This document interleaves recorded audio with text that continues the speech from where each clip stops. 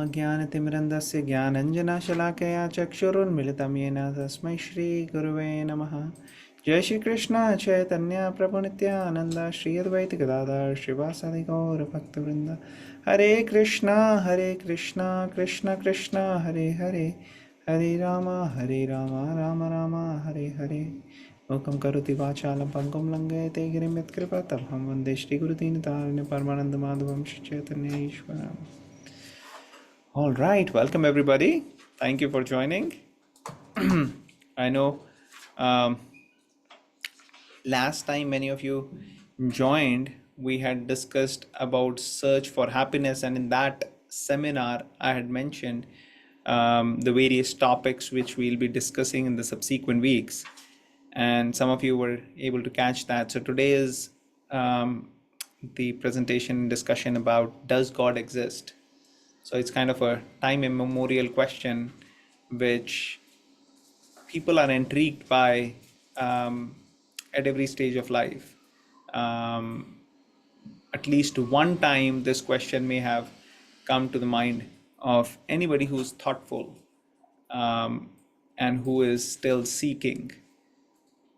So we'll have a little discussion, and I would encourage and appreciate if it can be more of an interactive session and others can participate as well. Okay, so first question is open to everybody. Do you believe in God? So it is, pretty basic. People can say either yes or no, whatever they would like. And the idea is to understand what is the basis behind such a belief. So anybody who would like to unmute and share, what is your opinion on this? Do you believe in God? Could be yes or no, either way. Anybody would like? Yeah, Bhavya. Yes, I do. Okay, you do believe. Okay. Well, then the next question would be why?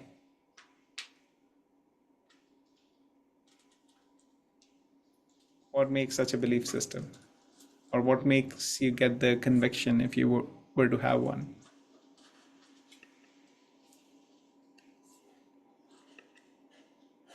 You want to share something, Bhavya, in this? I was actually just thinking, Okay. why is actually a tricky question. So, Yeah. lot of reasons because, of course, because I've been a part of previous sessions also that we've had in the past. However, just to answer here, I believe, of course, there's a supreme personality of Godhead that exists because of which anything and everything that's happening for a reason and because of His mercy only. Okay. Okay. That's nice perspective. Anybody else? Yeah, this is Madhurima. Hi. Thank you for Hello. joining. Of course. Yeah, I do believe in God because it's supreme power and energy that's driving this world. Uh, and, if we think positive, everything positive happens. So I do believe in positive energy existence, and of course, negative energy also. But yeah, more of God. Okay, that's very nice. Thank you. Thank you for sharing, Madhurima Mataji. Mhm. Okay. So let's have a little open discussion. So people who may go against it have a lot of questions. They may say existence of God doesn't have any proof. Like, what is the proof of existence? Next thing would be, okay, can you show me God? Some people will challenge, if you show me, I'll believe in God. And then ultimately people get confused because when they see what's happening around the world with so much suffering and sins, the obvious question comes, how can God exist if there is so much suffering and sin? So many times people don't know how to answer these, and they don't have their own strong grounding in either way. Many times people may be like a situation of, cat on the wall, neither on this side nor on that side. Neither 100% conviction is there that God exists, and then neither 100% conviction is there that no, There is nothing like that. So most people come in that middle category. So just to begin with, I'll share one instance which I had heard previously. There were a group of college students who kind of were just fed up of the way the world was functioning, and many times people attribute some of that to religion, that because of religion they were not satisfied with the way the practices were, or they had their own doubts and conviction of God, and nobody was able to convince them. So they said, hey, we are a group of students and college students, and this is one thing we can all agree upon. This was a few of them. They said, we have total conviction that God doesn't exist. Do you agree? And all 4 5 their group, they all agreed, yes. So we are not going to believe in the existence of God. That thing they agreed upon. Now they all graduated, went on to do their own further studies. Some of them started their own ventures, and then years later, one of these friends, he started his own business, and while he was doing that in his office, he said, okay, it's an opening ceremony, so I'm going to invite all my friends. And then his friends came, all of these and many more, and then they noticed he has all this puja and different other things going on, and he's like, we need to talk. So these other friends, they're like, hey, you forgot we had decided that we are not going to be having any belief in God or anything. So this guy, he said, hey, I know we spoke about that, but just imagine, I spend, hundreds and thousands and millions of dollars here to establish this business, have this office and everything, have this huge building I've started. In case there is somebody named God or something, let him also be happy. What is there? I just have to arrange for this small puja, couple of $1,000 I have to spend, but I'm going to, save millions in case God is there, somebody like that. So that is one of the examples that how people are keeping it like as an insurance. Okay, just in case somebody like that is there, let him be satisfied also. So there's no conviction. I remember in my childhood, one student or few students like that, they would be pretty normal usually, but on the day of exams, you'll see big tilak on their forehead, and that's like, oh, today's exam day, so I'll go to the temple. So it's more of, when there is a situation or there is a need, people come up with these means of, having some aspect of puja or God or worship. So conviction is lacking. So it's important to have some discussion, about the proof of God, like people say. And before even we go there, we must have to define what is the definition, what is the understanding, what do you mean by God? That is very important, because one person may say God, another person may think of something else. And then what is the process, what is the recommendation, how to see God, and then how to get further knowledge, and what is the practical application of this. So these are some of the things which we are going to talk about.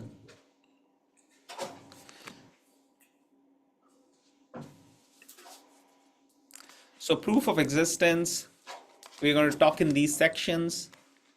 Creator, lawmaker, there is an order and design in the creation. And in the last, we're going to see how there are different demands and there are different urges, and the universe has something for each. So generally, if we want to seek some kind of an expertise, we go to an authority. So for medical related issues, we'll go to a doctor. If we have issues with our heart, we may go to a cardiologist or cardiac surgeon, so on and so forth. If you want some engineering work to be done, then you have to hire an engineer. And for that, you may need to undergo, an interview and all of those things. So if there is an interview, or if you are wanting to hire an engineer, you'll interview those who have the right qualifications, who have some experience, who've done something, and then based upon that, you will kind of decide whom to hire and whom not to. But when it comes to spiritual life, this due diligence is not always practiced. People don't necessarily know how to find out who's authorized and who's not authorized. Therefore, what happens is people land up in confusions.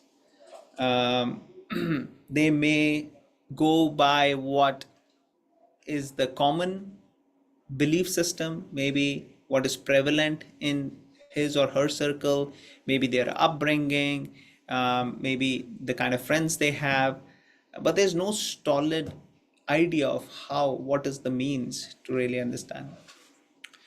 So first thing we'll talk about is every creation has a creator. So all the inventions which have happened in in the history, there was somebody who invented. For example, telephone was invented by whom? Can anybody answer? Anybody remembers who invented the telephone? Can play a little quiz here. Graham Bell. Graham Bell, great. So you can remember Bell, tring tring. So that's Alexander Graham Bell. Okay, who invented the diesel engine? Based on which we have the train and all these James things. Watt. Okay, so Rudolf Diesel. I think that could have been who did the aeroplane? Wasn't those the aeroplane? The brothers? Wright brothers.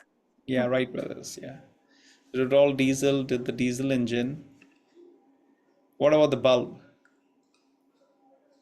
Edison. Yes, Thomas Edison. Great. Telescope? That's a little easier. Galileo. Galileo, yes. So we don't see things coming automatically in our experience, right? Any of these things did not come automatically, and there was a creator who did the creation. So creation word itself implies that there has to be a creator who is actually creating. And the creations which we see in the universe are amazing creations. Like, just imagine how beautifully this creation is.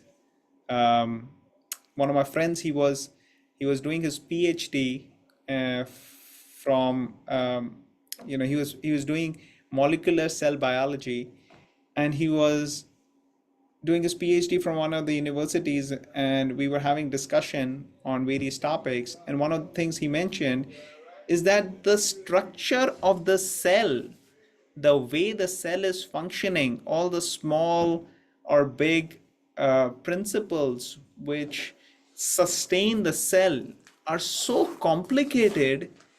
And just by that experience, he felt like, hey, there is a superior intelligence. There is someone really intelligent who has created all this.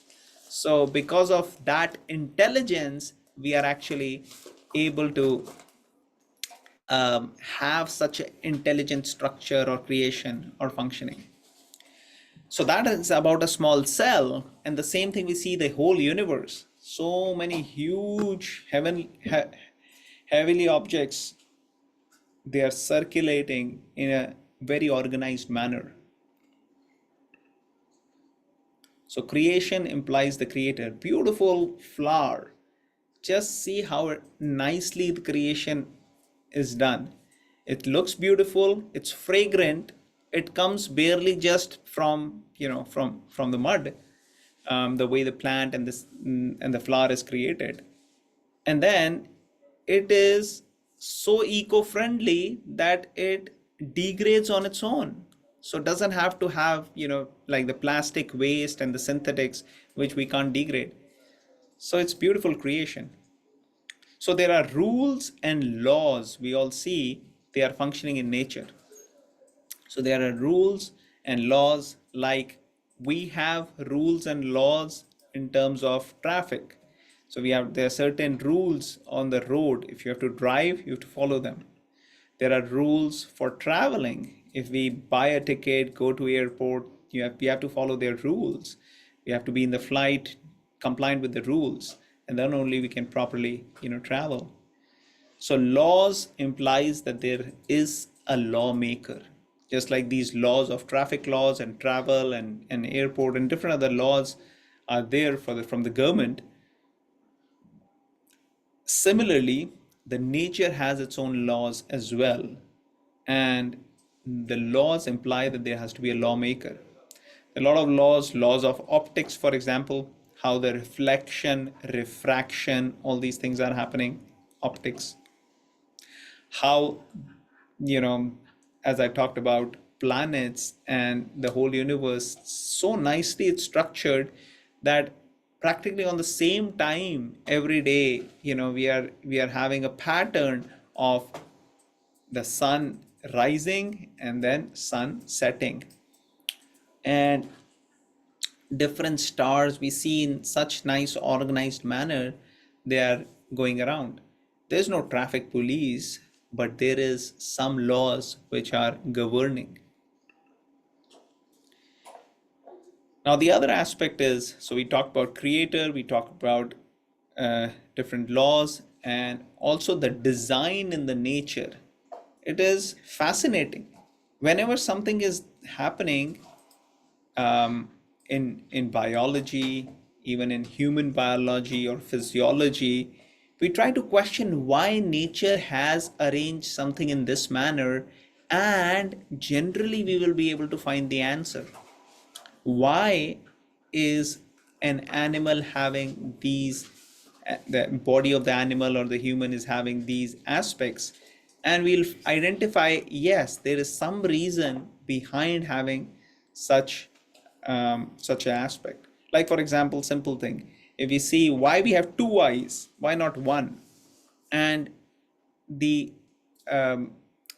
research or a little bit of deep going deep into it, we can identify, okay, two eyes, we can get a better of a 3D image.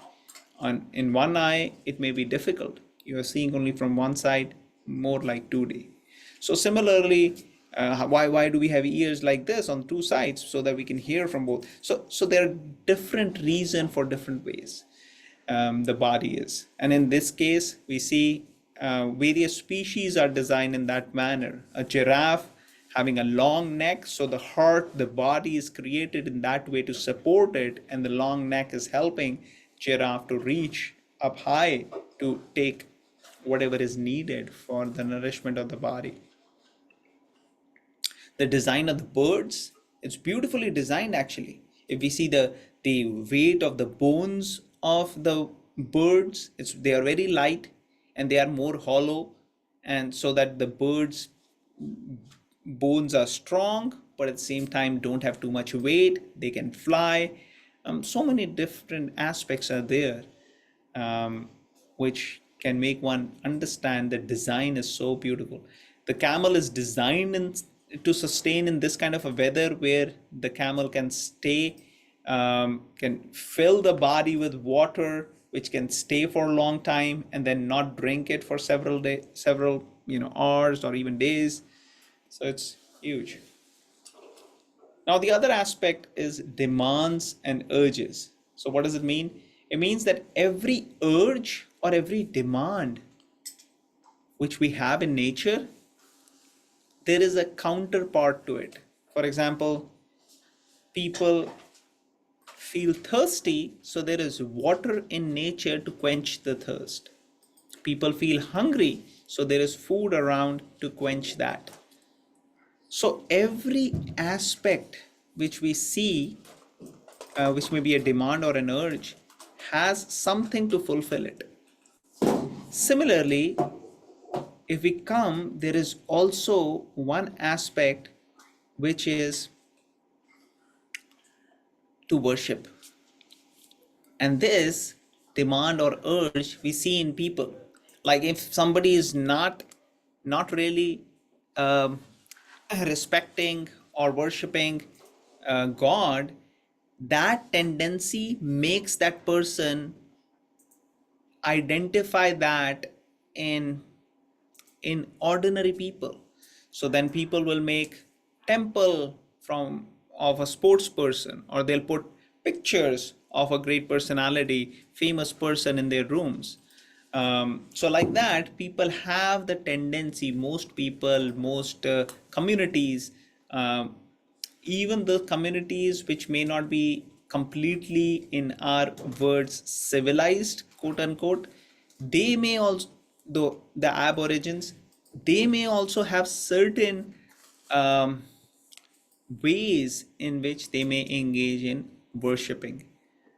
So anything great, a mountain, a natural aspect like an ocean, all these can be considered as great, or areas where people or humans will kind of bow down to Mother Nature. So, how to understand what is God? What is the definition? People don't have a clear idea about it. Some people may have different vague understanding. Some may think, is God light? Maybe it's light, all over, or a power in the creation. Um, Somebody may think Mother Nature is God. In fact, there is one person, I think he was an author, and he wrote at one place, his name was Netzi, and he said, God is dead. And then he signed underneath Netzi. And later on, when Netzi died, somebody on his, what do you call it? The burial place at his coffin. Funeral? Yeah. At his burial place, somebody had written, Netzi is dead, undersigned God. Basically, with time and the influence of time, people die. But this fascination, or this curiosity to understand the higher truth, or to go into the depth, that stays. And those who don't really go deep into it and just cover it up by saying God is dead, they actually die and miss out on the opportunity to learn. Okay, some people may say, you are God, I am God, everybody is God. So people say like that too. So this is an interesting. So one time a man was praying, and he was saying, hey ma, hey ma, hey ma. So he was actually remembering the goddess Durga. Hey ma, hey ma. And his son was also saying or thinking, hey ma, hey ma, hey ma. But what was he thinking about? He was thinking about a girl named Hema. So both are saying hey ma, but both are thinking different. So similarly, when we say God, it is important that we at least understand who God is. Different people may use this different word to talk about the same person who's God. So definition. So God can be understood or defined by his qualities. So these things, most people would agree that God is the supreme source of everything. He's the proprietor and the owner of everything.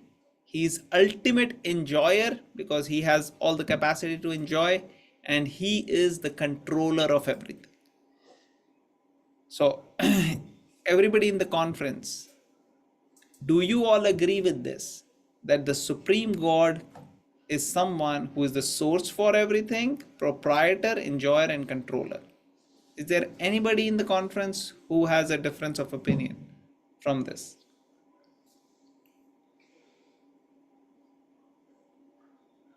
Okay, so I'm assuming that we all can agree then, if no difference of opinion.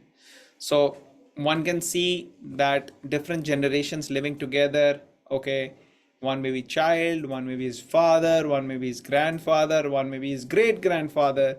But like that, if you keep going up, who is the great grandfather, and all, ultimately you go to the Supreme Lord, who's the Supreme Father.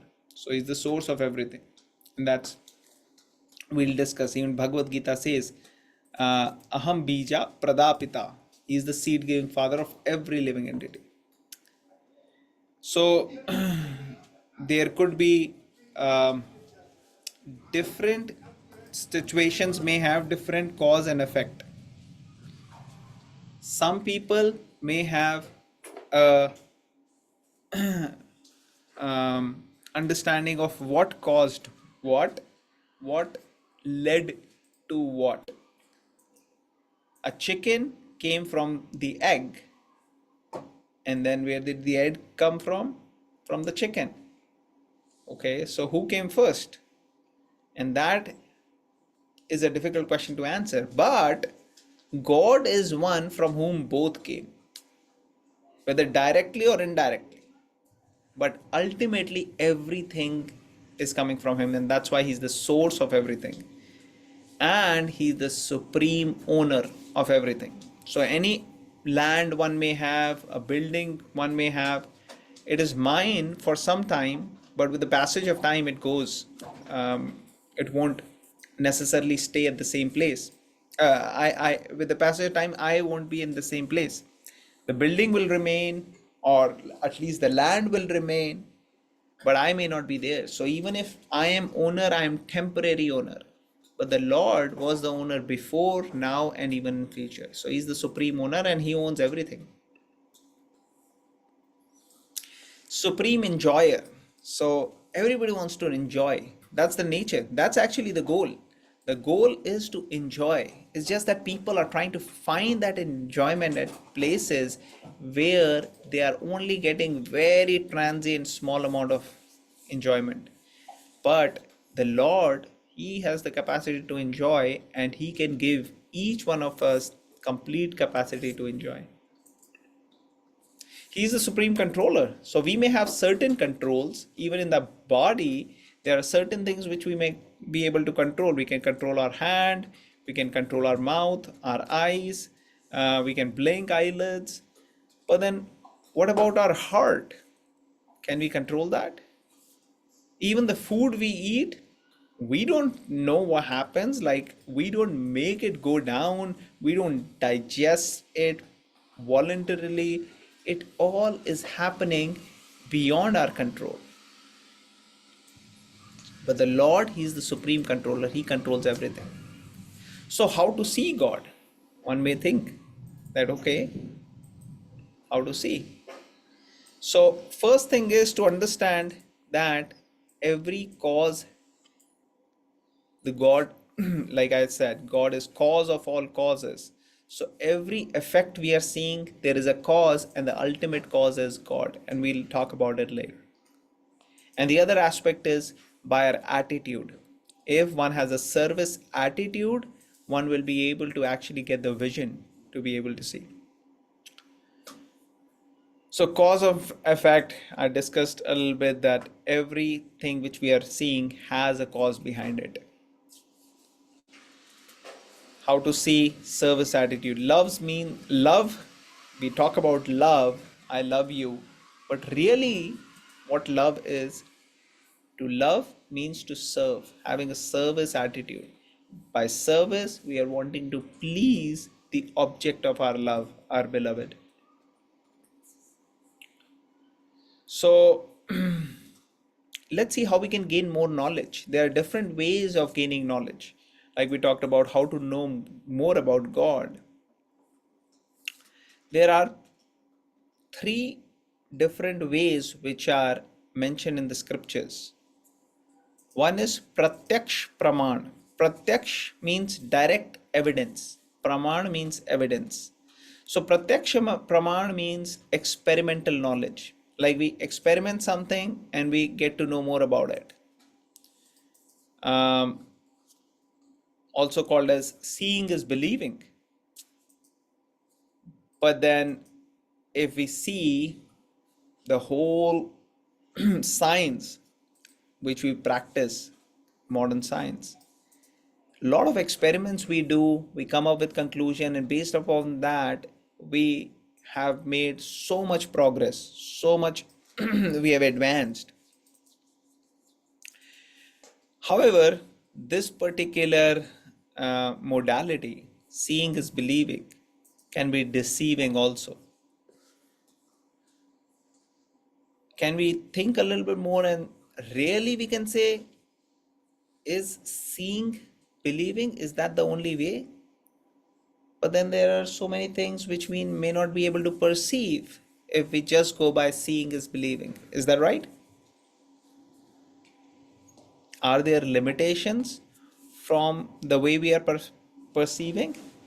And the scriptures talk about it. They say, yes, there are 4 limitations. There are 4 challenges with pratyaksha praman, or direct evidence.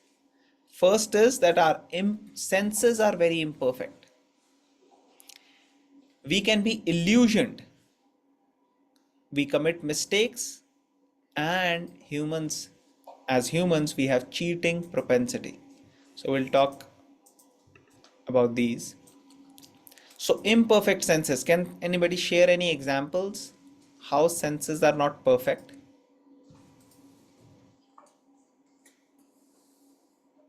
Any examples of how these senses can be imperfect?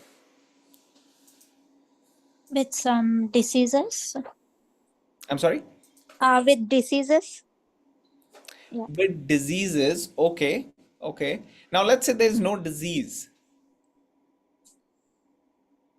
Is my eye able to see everything? Or my ears are able to hear everything? Or do they have any limitations or imperfections?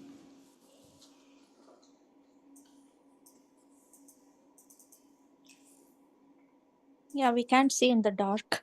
Okay, great. So one example. So let's talk more about the eye. So if we see the eye, we can't see in the dark, but also we can't even perceive all the electromagnetic magnetic radiations through our eyes.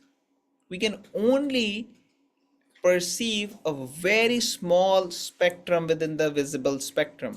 So if you see in the screen, there's a visible spectrum, but then on the lower end, we have infrared rays, microwaves, radio waves. All these are lower frequency. And then high frequency, we have ultraviolet, X-rays, gamma rays. All these have high frequency. So our visible spectrum is actually very narrow, not able to see.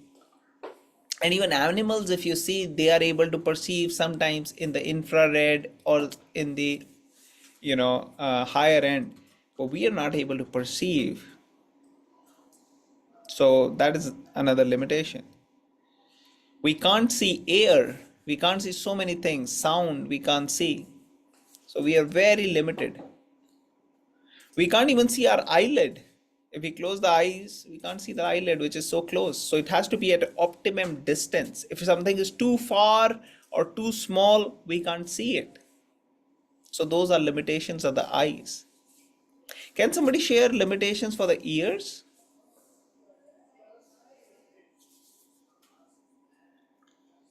Anybody? We can hear only in a certain frequency. Okay, yes, same thing. Yes, we can only hear things which are in the audible range to the humans. Infrasounds and ultrasounds, they cannot be perceived. Some other animals can do it, like for example, elephants, they can perceive infrasounds, and bat and others can do ultrasound perception, but humans can't. So this is one of the limitations of the ears. But there are a lot of others. If something is coming from way far away, we may not be able to perceive it. So ears are not perfect, eyes are not perfect. How about other senses like skin? So when we touch, has anybody ever noticed this, that if you touch something very, very cold and then you touch something which is normal room temperature, the item in the room temperature will appear to be um, warm because you just touched the cold one. Similarly, if you taste something which is very sour and then taste something, or very common example, taste something very sweet and taste something less sweeter than that, and you'll feel like, oh, this doesn't taste sweet at all, right? Has that happened to anybody?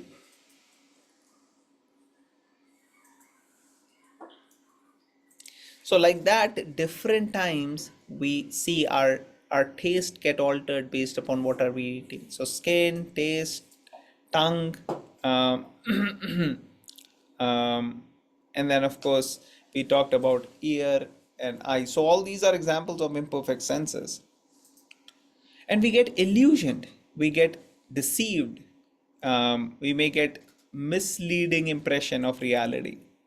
Reality may be different. Can anybody see triangle here in this one? Yes. Anybody is able to see triangle? Today nobody is speaking.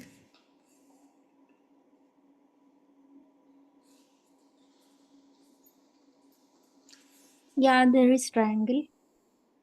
Actually, there is a perception of triangle. There are three, if you see, there are three circles and they are cut in a way that appears to give a appearance of triangle. So this is how we are perceiving it as triangle because we are getting illusioned. So this is just an example. How many people do you see in this image?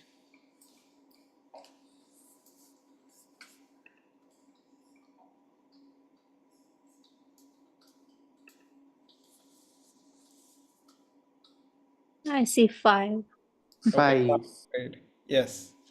So 5 people.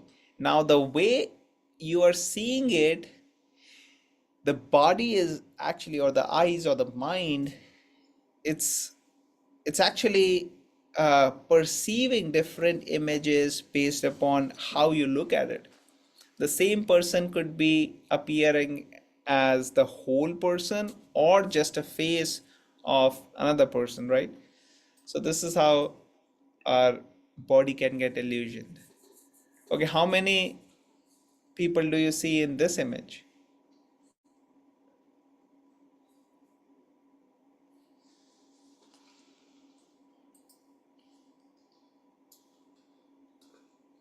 One only. 1. Okay, anybody see more than one people here in this image?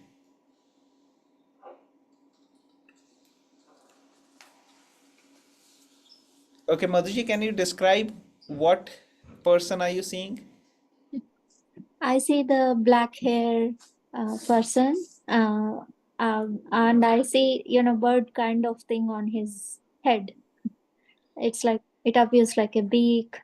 So the Something like person you are seeing is an old lady or a young girl or something else? Yeah, a young girl with black Young girl. dress. Young girl. Okay, young girl with black. Okay. All right. Anybody else seeing anything else? Bhavya, which one are you seeing? I see one with a feather on her head. Is it a young girl or an old lady or something else? I think a young girl with black hair and a kind of a hoodie is what she's Okay. wearing, Okay. maybe. So this is kind of the hairs. Can you see my arrow? Yeah, So both of you saw this as a hair, right? Yes. yes. And did you see this as a chin Yeah. and this as a nose? Nose and eye. Yeah. These are Eyes. eyes. Okay. Yeah. Now, from other perspective, if you see this as a nose, side angle, this as a mouth, and this as a chin, Yeah. then you can see another person, right? Yeah. Yeah. Now I can see. So this is how, we can get illusion. So which one is it? Is it this or that? Now, how many of you are able to see this moving? Yeah, I see it moving. See it moving? Mm-hmm. But actually, it's not moving. It appears to be moving, just how the image is, right? Mm-hmm. Is is anybody else able to appreciate that? That it's moving, but actually it's not. Okay, same thing. Does it appear to be moving also? Especially Yes. if you're seeing Mm-hmm. somewhere else, it appears moving. Mm-hmm. Now look at the point in the middle and make your head go up and down. How many of you were able to do that? And what are you seeing? Do you see the circles going, Yeah. rotating? Yes. Mm-hmm. Actually, they are not rotating, but they appear to be. Mm-hmm. Okay, which one is the tallest among these? Yeah, the right side one. The right side one. Yeah, it Anybody else? appears. Yeah, they are actually all same size. But because the way the lines are arranged, the right one appears to be the tallest. So, anybody is able to see the bridge. Yeah. Actually, the way the ships are moving in a circle, it creates, along with the clouds, it creates like a bridge. Perception of that. So, Mm. these are the examples of how we can get illusioned. The next imperfection which we have is we commit mistakes. So, to err is human. Anyone here who has ever made a mistake? You don't have to answer. You can just, Yes, everyone has. everyone has. Yeah. But that's how we are, you know. To err is human. To make mistakes, that's there. We learn from our mistakes and try not to do it again. And cheating propensity. It's so common to cheat these days. We have, you know, so many different kind of scams going around. You have to be careful about, you know, using all these gadgets, digital. They can send you spam through emails, different other ways. The other child is cheating in the exam, which is, you know, another kind of cheating. So cheating propensity. So these are four imperfections, and based upon these imperfections, we try to conduct experiments, we try to conduct, and therefore we have limitations, we have different limitations, and we miss out on things. The other way of getting knowledge. So first one was pratyaksh praman or direct evidence. Second is anuman praman. Anuman praman means guesswork. Anuman lagake. You're guessing it. Maybe it may have happened like this, or it may have happened like that. So that is not the real way of getting knowledge. So many times the so this is a nice example. 6 different people, they were blind, and they, or their eyes were covered, and they did not have an experience to how an elephant is. They did not know how an elephant is. So they were left in a room which had um, elephant like a you know, a benign elephant, not going to hurt or anything. And they said, okay, go and try to feel from your hands and describe how the elephant actually is. So different people, they caught the elephant from different body parts and started to have an estimate of how an elephant would be. So one who got hold of the tail of the elephant, he concluded, okay, elephant is like a rope. Another person who, you know, hung to the feet said, oh, elephant, he's like a pillar.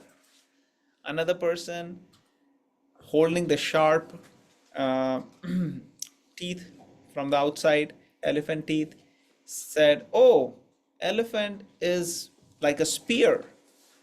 Somebody who noted the tusk said, oh, that's like a snake.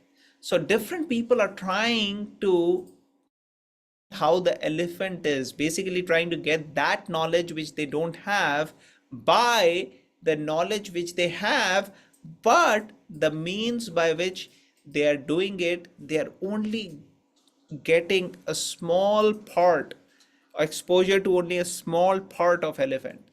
So based upon such experiment, different people are concluding elephant is different. And this is the big limitation.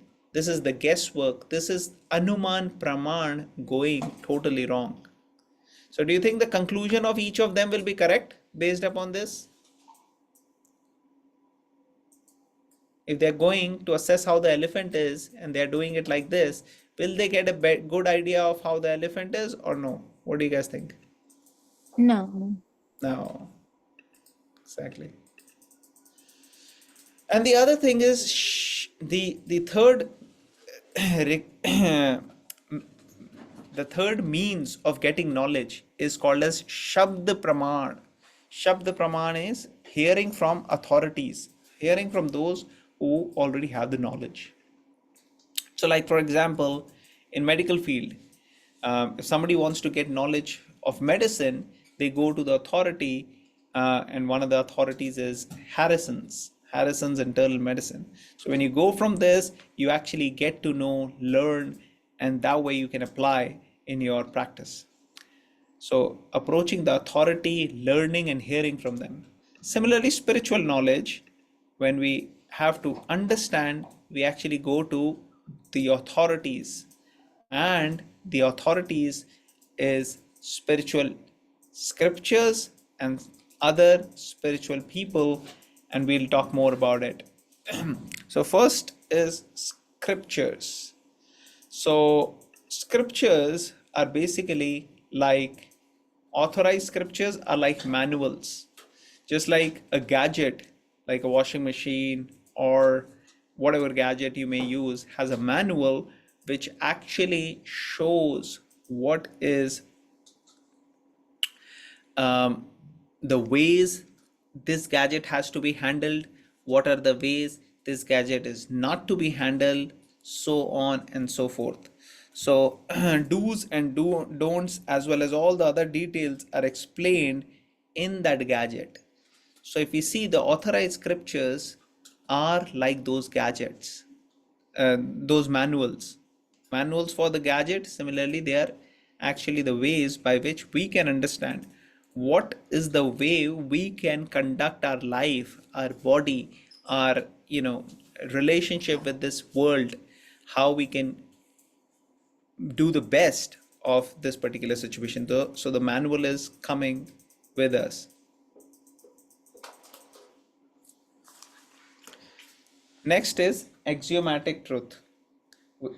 Anybody here knows what is an axiomatic truth?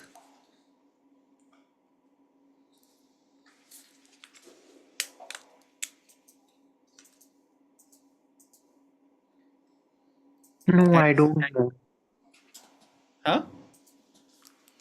So like in mathematics, we have, some people may be familiar with this, they are called as theorems, right? There are different theorems, and we use those theorems to solve so many problems, like Pythagoras theorems. Anybody remembers Pythagoras theorems? Famous. So like that, there are different theorems which are used, and based upon those, lot of practical applications can be addressed and solved. Now you've already proved that theorem once, and now the conclusion or the principle of that can be applied. Similarly, the scriptures, we can use the principle or the knowledge of the scriptures as axiomatic truths, which means we don't have to prove them right of every situation. We can actually understand from them, and we can practice and apply in daily life. So examples of axiomatic truth, I talked about one, like the Pythagoras, but then there are others. For example, iota, I, right? It's underscore of -1. The may be understood as an imaginary number. very difficult to comprehend what it is, but it is used in mathematics to solve complex problems. One can ask, what is the definition of a point? And it could be like a circle with a radius 0. But then how can we really prove that? So these are some of the examples.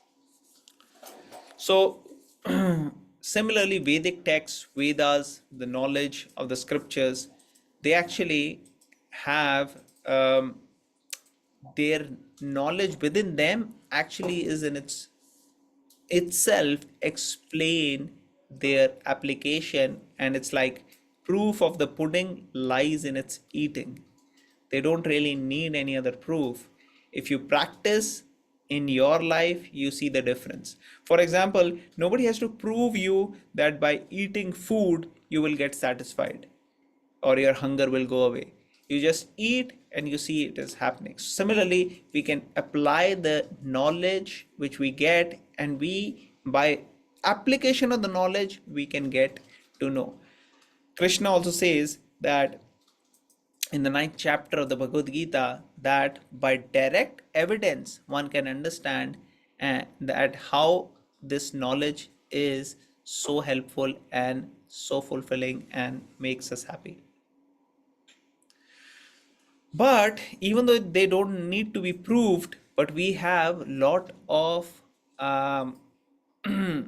points which are there in the Vedic texts or in the scriptures, which actually show that they are having a science which was knowing lot ahead of their times.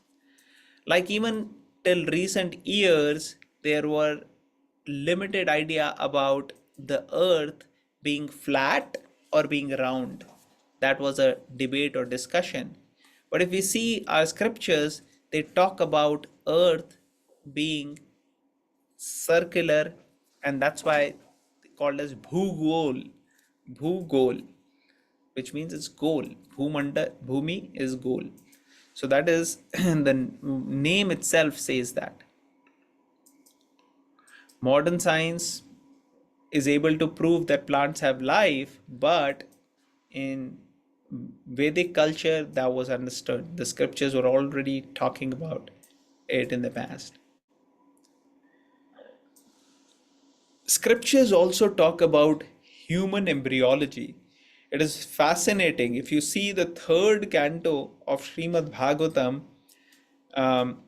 it is talked about how the conception till the delivery, how the various organs of the human child take place at different time interval.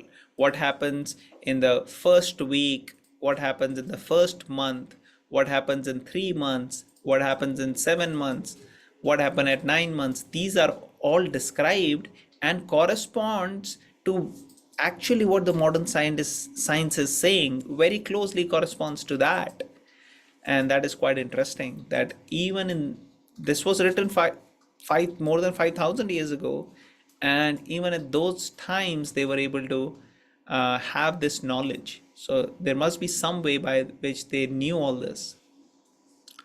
There are a lot of other sciences which the scriptures talk about. Like for example, there is a way they can calculate when the eclipse is going to happen, and that's why many of our calendars from Vedic background also have an idea of when eclipse is going to happen. So how are they able to calculate it?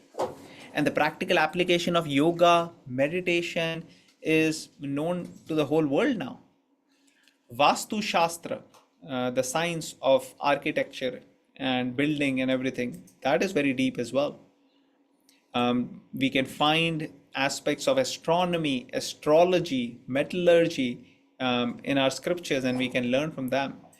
Metallurgy was so advanced that previously the pillars and stuff, many of you may have seen the iron pillars and other things which they built, they did not rust. They did not rust at all. Now when we see iron actually gets rusted, and that also affects the life of the buildings.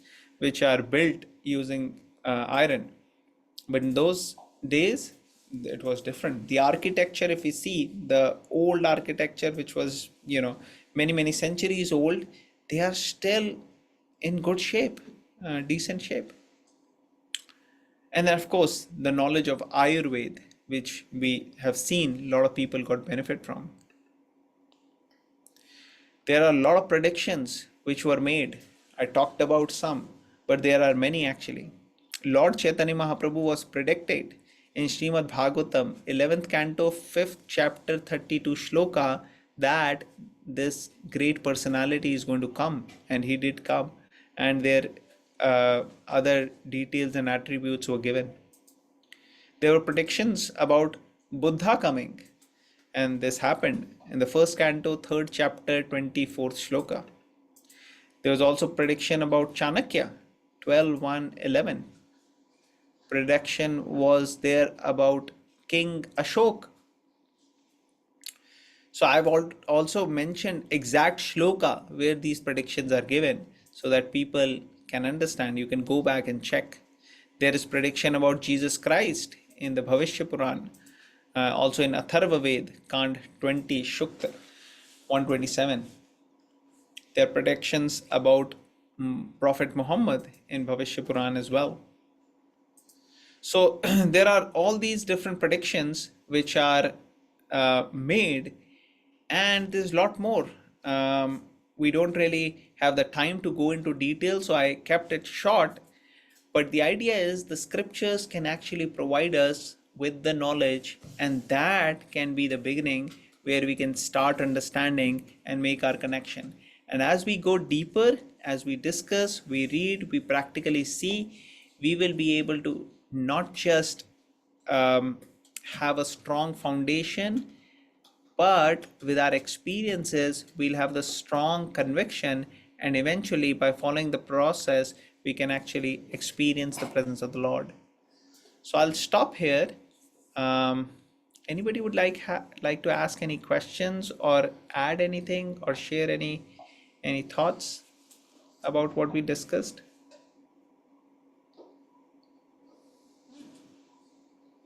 Bhavya, would you like to share any thoughts? Actually, I did had a question. A lot of times, what a person might feel is actually, of course, when things do not go right as per what they expect to.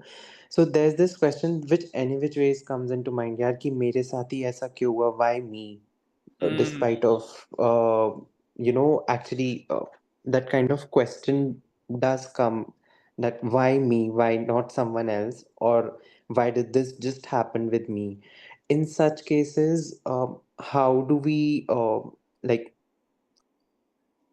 how Yeah, do we that's actually an excellent question. I'll let you complete that statement.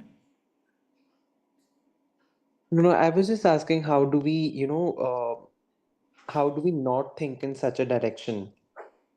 Correct.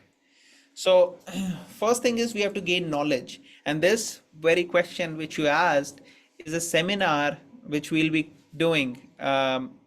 It'll be in a couple of weeks. We are going to do a whole seminar on this. So that would answer your question in detail. So I don't want to, take that right now because I won't do justice to the question itself. It'll take a little bit longer. But thank you for asking that. And it's pretty natural to ask that question. So I'm glad you did that. Yeah, because a lot of times when like of course when you're in group of friends or other people also, they also come across this question कि Correct. जितना भी कर लो कुछ अच्छा तो होगा नहीं, ये नहीं होगा, वो नहीं होगा. So how do we also answer that as well? How do we reciprocate to those kind of remarks and questions? Yes, absolutely. So we'll talk about that. Any other questions or any other points? Anything specifically you would like to add to what we discussed, Bhavya? Or you would like to highlight any point which you liked today? Um, I think the quote that was there in one of your slides, creation implies the creator. I think that itself answers a lot of questions. However, of course, we discussed about a lot of demand and urges. So there are some things which cannot be answered, and those are, evidences of the Supreme Personality of Godhead's existence altogether. So yeah. Very nice. Thank you. Thank you. Madhuji, would you like to share anything? Yeah, thanks, Atul. Yeah, to add to Bhavya's comment about why me, many times I feel people don't think if something good happens to them, like, for example, when we become a doctor, uh, I don't know if many of us think, why me? Why are we chosen to become a doctor? What good we have to do with that, and all those kind of things. So I think it's a great question which needs to be discussed so much. Why me? Why we are created, or what's the purpose of our life, and all those things. Yeah, today's session is very nice, Atul, especially with the perception. I really, it feels like, an enlightenment, that because, it's easy to believe what we see, or, not to believe if we don't see things. Uh, I don't know if it's, practical also, because, many times we see, we believe, that's it. we we have to think beyond that. That's what I felt today. But it's really great session. Thank you. Thank you. Thank you so much. Really liked your points. Okay. So anybody else? Nirbhay, would you like to add something? Thank you for joining and giving your valuable time. Or Nirbhay or Geeta, would you like to share some thoughts, Geeta, on No, today's? Atul, thank you. That was a really good session. Oh, I thank was you. just listening. Please go ahead. Okay, thank you. Thank you. Anything in particular struck you, Geeta?